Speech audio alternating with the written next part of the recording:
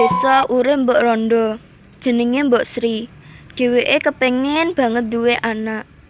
Dumadakan ana raksasa ketemu Mbok Rondo. Dheweke menehi wiji timun mas. Wiji timun mas iku mau dikongkon ngicir.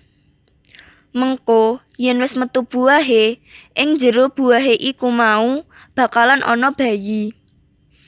Tapi yen umure wis 17 tahun, kudu dibalikake maneh marang raksasa. Tanpa pikir panjang, Mbok Rondo langsung nrimo wiji timun mas iku mau. Amarga wis kepingin banget duwe anak. Kapan aku dikei anak?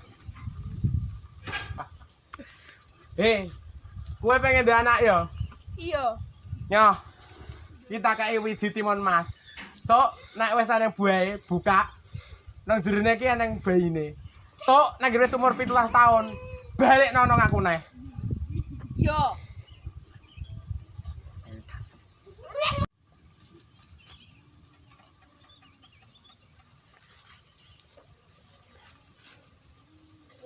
Ya Allah. Saiki recah. Coba ngerti omongane buta ijo terkabul.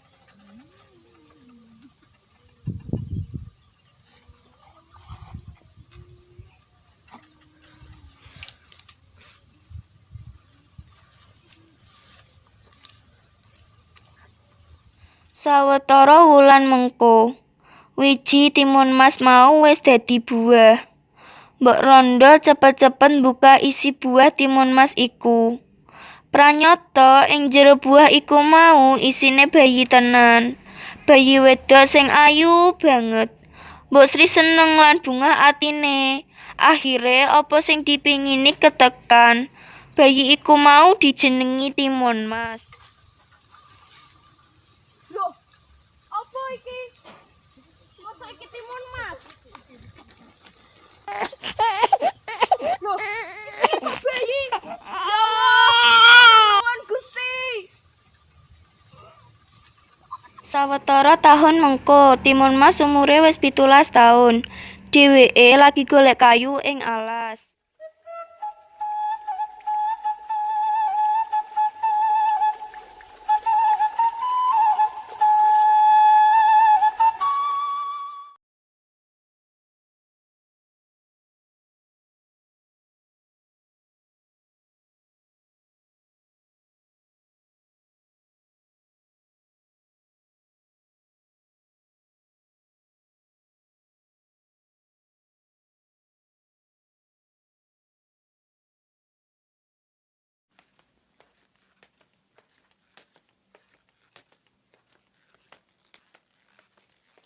Mbok Rondo wedi yen timun mas bakalan dicupuk raksasa.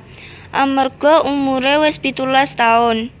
Akhire isu-isu Mbok Sri nemoni petapa njaluk solusi. Amarga dheweke wis diimpeni bakalan diwenehi solusi kaliyan petapa. Petapa iku mau menehi buntelan sing isine lemah lumpur. Yen disiratake ing awake raksasa, raksasa bakalan langsung mati. Sampeyan iki petapa nggih? Iya, tapi kowe iki gak perlu roh sapa aku. Sing penting iki aku ki ora masalah. Nggih. Aku wedi nek anakku pas umur 17 tahun digawa karo buta. Ora usah wedi. Tak kei bungkusan iki. Sok bungkusan iki nek ngger pas anakmu digudak kon nyepi ora. Nggih, matur suwun. Wektu Mbok Rondo lan timun mas lenggah bareng. Mbok Rondo menehi nasihat utawa saran marang timun mas. Nang pangkuanku. Tak kandhani ya. Dadi cah wedok iku kudu duwe tata krama. Sawetara dina mengko, raksasa teka marani Mbok Sri. Arep goleki timun mas. Raksasa takon ing Mbok Sri, "Ing ngendi timun mas saiki?" Mbok Sri ngomong, "Yen timun mas ing alas." Sawise raksasa ngomong karonan Mbok Sri, raksasa mau langsung nekani timun mas ing alas. Timun mas lan raksasa gudak-gudakan. Timun Mas nyeratake lemah lumpur mau ing awake raksasa. Akhire raksasa mau mati ing lemah lumpur. He buta ijo, kowe mek apa ana kene? Aku saiki pengen jupuk Timun Mas. Umure wis genep 17 tahun. Ndi bocah saiki? Saiki bocah nang alas golek kayu. Aja mbok jupuk bocahe. Lah kenapa? Aku jek sayang bocahe. He buta ijo, kowe mau apa nih kene? Aku saiki pengen jupuk kowe. Aku jek sayang karo mbokku. Lah kenapa? Lah saiki Ora umurmu iso. wis genep 17 tahun. Ora iso. Wayahku kolehku jupuk kowe. Mati kowe. Akhire sawise raksasa mati, Mbok Sri lan Timun Mas urip bahagia. Mbok Sri lan Timun Mas lagi golek kayu bareng ing alas. Ayo mbok golek kayu bakar mengko iso didol ning pasar. Ayo nduk.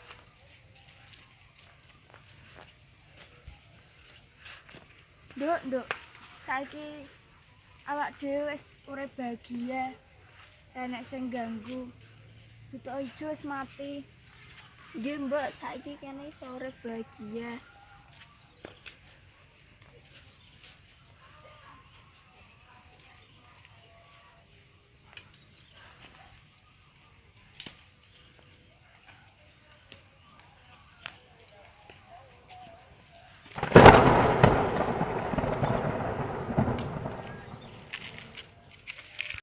Simpulan utawa amanat saka drama Timun Mas iki ya iku. Teruslah nyoba lan tetep usaha ngadepi masalah sing serius. Sapa ngerti ana dalan kanggo ngilangine.